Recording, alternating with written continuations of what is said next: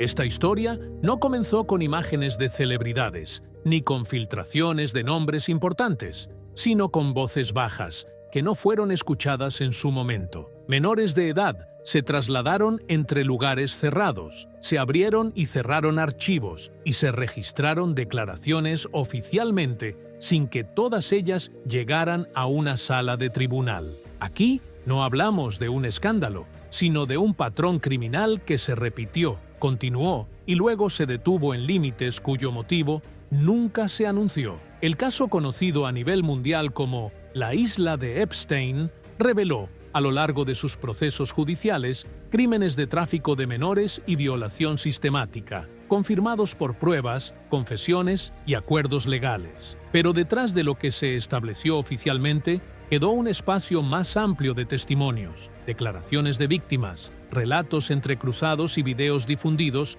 que no se resolvieron judicialmente, no necesariamente por su debilidad, sino porque la investigación no avanzó más allá de lo que avanzó. Este video no busca provocar conmoción, ni volver a enumerar nombres, sino reenfocar la atención en las víctimas. ¿Cómo fueron atraídas? ¿Cómo fueron trasladadas entre estados y países? ¿Qué similitudes se encuentran en sus testimonios? ¿Y dónde, específicamente, se detuvo el proceso que debería haber conducido a la justicia? Abriremos el archivo Isla sin tribunales. Presentaremos los crímenes condenados y comprobados. Escucharemos los testimonios registrados y nos detendremos en la zona gris que aún no se ha resuelto, para plantear una única pregunta inevitable. ¿Por qué la verdad llegó hasta este punto y se detuvo?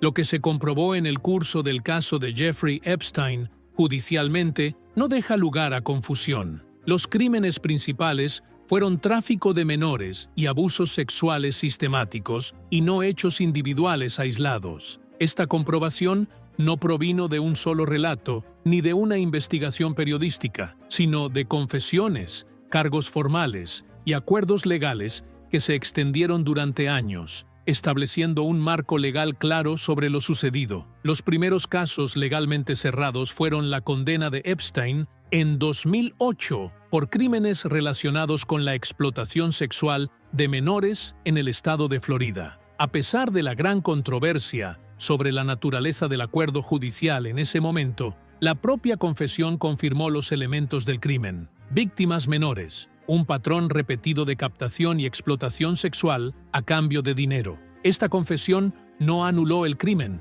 sino que lo limitó legalmente a un alcance reducido, lo que posteriormente permitió reabrir el caso en el ámbito civil. En las demandas civiles posteriores, el patrón de tráfico se hizo evidente. El tráfico de menores, según la definición legal estadounidense, no requiere necesariamente cruzar fronteras internacionales. Basta con existir traslado, alojamiento o captación de una menor con fines de explotación sexual. Los documentos judiciales mostraron que las menores fueron captadas mediante métodos similares y luego trasladadas entre diferentes propiedades de Epstein, lo que coloca los actos dentro del marco del tráfico y no de abuso aislado. El segundo elemento comprobado fue la violación sistemática. Los testimonios utilizados por los tribunales y organismos legales no describieron un solo incidente, sino una serie de hechos similares. La corta edad de las víctimas, la ausencia de consentimiento legal y el uso de dinero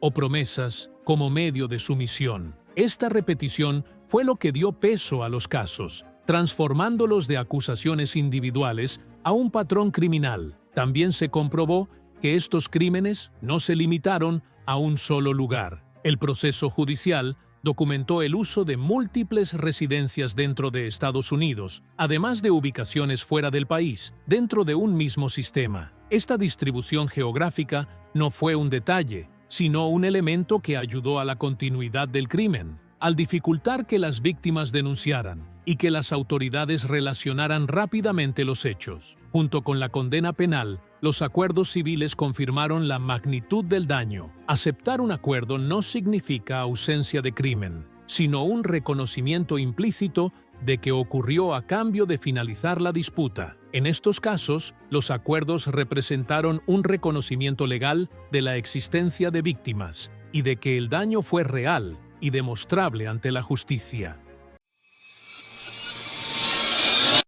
Lo que revelan los expedientes judiciales y los testimonios oficiales es que los delitos no se cometieron en un solo lugar ni dentro de un ámbito local limitado, sino que ocurrieron dentro de una estructura de transporte organizada que transformó los abusos en una forma real de trata de menores. Aquí no hablamos de movimientos aleatorios, sino de un proceso repetido que combinaba captación, traslado y alojamiento, cumpliendo así con la definición legal completa del delito de trata de personas. En los testimonios registrados aparece un patrón claro. El proceso comenzaba con la captación de chicas procedentes de distintos estados, generalmente mediante promesas de pequeñas sumas de dinero, trabajos temporales o algún tipo de ayuda no especificada. Después eran trasladadas a propiedades que pertenecían o estaban administradas por Jeffrey Epstein, ya fuera dentro del mismo estado o hacia otros. Este traslado no era un detalle logístico, sino un elemento esencial del control.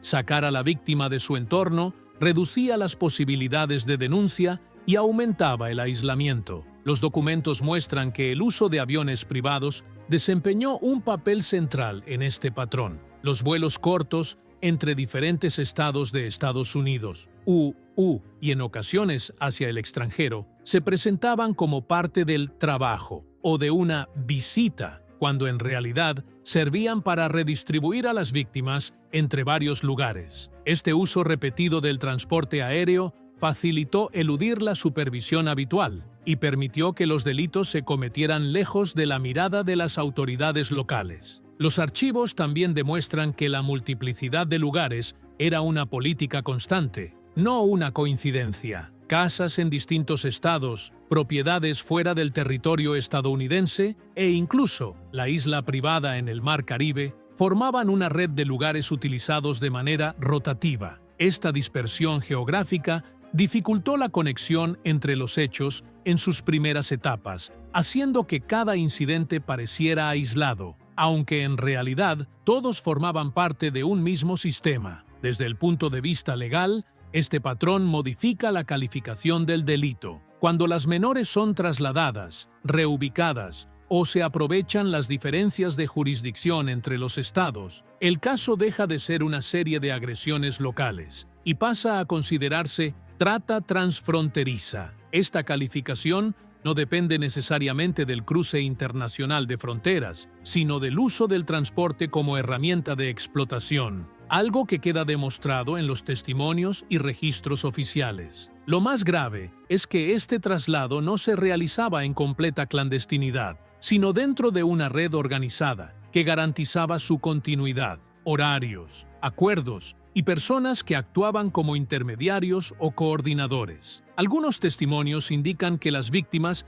eran redirigidas entre distintos lugares en intervalos cortos de tiempo, impidiéndoles establecerse y manteniendo así el control total sobre ellas. En este sentido, el delito no fue simplemente una serie de abusos repetidos, sino un sistema de movimiento diseñado para prolongar la explotación y reducir las posibilidades de detección. Y si bien la justicia logró confirmar la existencia de trata y agresión, comprender la estructura del transporte permite entender cómo pudo continuar durante años sin detenerse tras la primera denuncia. A partir de esto, resulta inevitable pasar a los testimonios oficiales. ¿Qué dijeron las víctimas cuando finalmente pudieron hablar ante las autoridades? ¿Y qué coincidencias aparecieron en sus relatos, a pesar de la distancia entre lugares y del paso de los años? Cuando los testimonios de las víctimas fueron trasladados a los marcos oficiales, dejaron de ser simples relatos individuales para convertirse en un mapa de explotación consistente. A pesar de la distancia temporal y de la diversidad de lugares, las declaraciones registradas ante la Oficina Federal de Investigaciones, FBI, y los testimonios civiles prestados bajo juramento revelaron un mismo patrón operativo que no cambiaba. Este material documental no obtuvo su fuerza únicamente del carácter impactante de su contenido, sino del método sistemático que convirtió los hechos dispersos en una estructura de acusación coherente, difícil de cuestionar. Lo primero que se repite en estos testimonios es la edad. La mayoría de las víctimas claramente eran menores de edad, y algunos testimonios especificaron edades en plena adolescencia o menores. Este factor no era marginal, sino un elemento central en la calificación legal del delito, ya que elimina cualquier reclamo de consentimiento y sitúa automáticamente los hechos dentro del marco de la explotación sexual de menores. El segundo elemento es la forma de captación. Los testimonios coinciden en inicios que parecen simples: la oferta de ayuda económica, un trabajo temporal o un servicio cuyo contenido no se explica completamente. En esta etapa no se utilizó fuerza directa, sino engaño. Este método, según relatan las víctimas, permitió que ingresaran al círculo sin una comprensión completa de la naturaleza, de lo que ocurriría posteriormente. El tercer elemento es el patrón de control. Tras llegar al lugar, los testimonios describen un tránsito rápido de la incertidumbre a la imposición forzada, establecimiento de reglas, asignación de roles y uso de dinero o regalos como medio de presión. Algunas víctimas hablaron de una sensación de aislamiento total, especialmente cuando se encontraban lejos de sus estados de origen o dentro de lugares cerrados. Este control psicológico, más que la violencia física directa, era lo que impedía la denuncia inmediata. Asimismo, los testimonios coinciden en la descripción de la repetición. Los relatos oficiales no se refieren a un solo incidente, sino a abusos reiterados durante periodos de tiempo relativamente cercanos. Esta repetición es lo que otorgó fuerza legal a los testimonios, transformándolos de relatos individuales en una serie de hechos que señalan un patrón constante y no un desvío aislado. Lo más importante es que estos testimonios no fueron registrados en un solo contexto ni frente a una única autoridad. Algunos surgieron durante investigaciones penales, otros en demandas civiles posteriores, y algunos se presentaron nuevamente después de varios años. Esta coherencia temporal y temática otorgó a los testimonios un peso que no depende de la credibilidad de un solo individuo, sino de la acumulación de relatos. Junto a los testimonios registrados oficialmente, el caso se adentró en un terreno aún más confuso a través de videos y testimonios grabados que se difundieron fuera de los tribunales. Este material no fue incluido como evidencia condenatoria, pero tampoco fue refutado. Apareció, sorprendió y luego quedó sin un proceso de verificación anunciado, convirtiéndose más en una prueba de los límites de la investigación que en una evidencia judicial concreta. Entre los videos que generaron gran controversia, se difundió uno de una mujer llamada Gabriela Rico Jiménez, identificada en Internet como modelo latina. Aparece en un estado de extremo pánico, habla con voz entrecortada y lanza acusaciones sumamente graves, incluyendo afirmaciones sobre daños infligidos a sus amigos de manera brutal. El video se difundió rápidamente, luego desapareció la cuenta que lo publicó, y la mujer no volvió a aparecer en ninguna investigación pública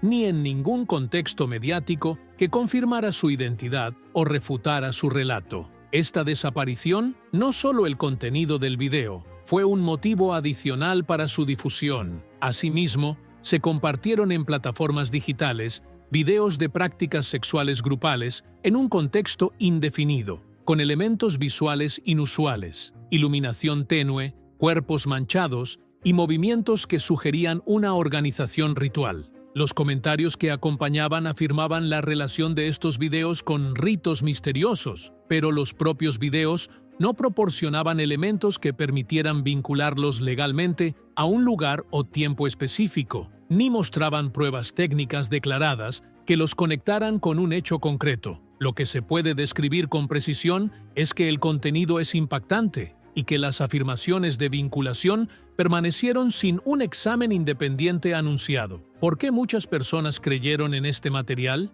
Primero, por la coincidencia parcial con testimonios certificados que hablaban de lugares cerrados, aislamiento, control y entornos gestionados fuera de la supervisión. Segundo, porque la aparición de estos videos coincidió con oleadas de filtraciones oficiales, creando una sensación general de que la verdad se revelaba por etapas. Tercero, porque la ausencia de una negación institucional detallada dejó un vacío que fue llenado por la circulación del material en lugar de la verificación. Aquí aparece la diferencia crucial entre descripción y prueba. Un video, por muy impactante que sea, no se convierte en un hecho condenable sin una cadena de verificación clara, confirmación de identidad, examen técnico independiente, documentación de lugar y tiempo, y luego un proceso judicial que pruebe la acusación públicamente. En este caso, esta cadena no se anunció. No hay datos oficiales que detallen un examen técnico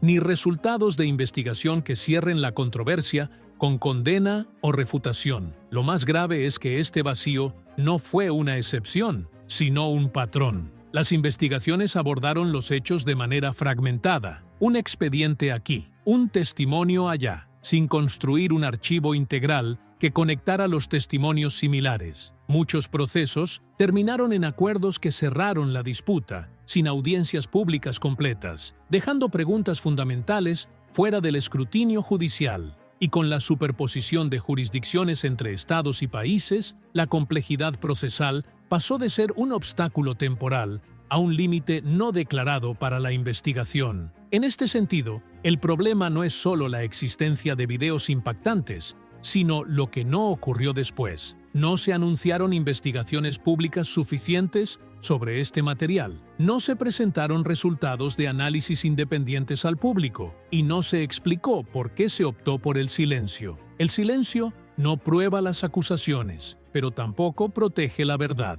Más bien, prolonga la duda y convierte los videos en combustible constante para la interpretación. Conclusión. Este archivo no termina en un nombre, ni se detiene en una isla, ni se cierra con un solo veredicto. Lo que se reveló en el caso Epstein nos enfrenta a una verdad más simple y más dura. Los crímenes fueron comprobados, los testimonios registrados, pero la justicia no se completó. Entre lo que fue condenado oficialmente y lo que permaneció atrapado en los testimonios, la voz de las víctimas permaneció más presente que cualquier decisión definitiva. El caso, en esencia, no es una pregunta sobre cuán horribles fueron los hechos, eso ya está claro, sino sobre los límites a los que se permitió que la investigación llegara. ¿Por qué se desmantelaron los hechos en lugar de recopilarlos? ¿Por qué se cerraron procesos antes de ser examinados públicamente? ¿Y por qué quedaron testimonios graves sin enfrentar un juicio completo?